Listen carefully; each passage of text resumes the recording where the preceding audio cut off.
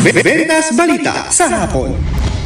Report naman mula sa ating Ronda Veritas, si Nolan Ariola, cybersecurity ng mga lehitimong mamamahayag sa bansa pinagtibay ng dalawang departamento ng pamahalaan. Ang detalye, go ahead Nolan.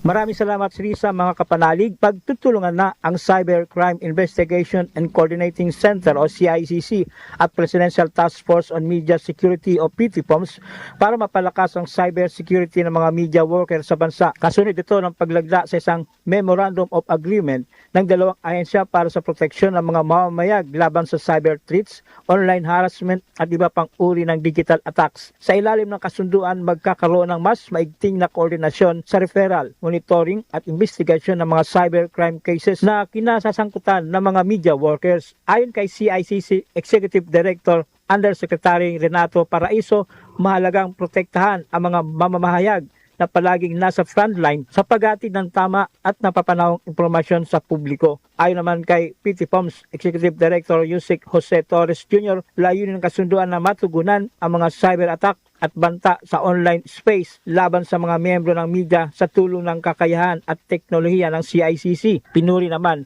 ng National Press Club of the Philippines o NPC sa pamumuno ni Mina Navarro ang naturang hakbang bilang mahalagang tulong sa pagtatanggol sa kalayaan sa pamamahayag. It's really important for us to make it feel safe para wala akong kayong takot magbalita ng katotohanan sa ating mga kababayan. So that's the mechanism we have. We can import it directly to CICC. Mas maganda sa tumaan tayo sa PTPO para ma-identify kasi hindi namin alam kung sino yung mga talagang media practitioners. Journalism, yung dumadaan ng vetting process, ng editorial process, yun yung na-recognize natin ng journalists. Yung sa ilalim ng mandato ng Presidential Task Force on Media Security. Para sa Veritas 846 ang radyo ng simbahan, ako ang inyong kapanalig, Nolan Ariola, sumainyo ang katotohanan.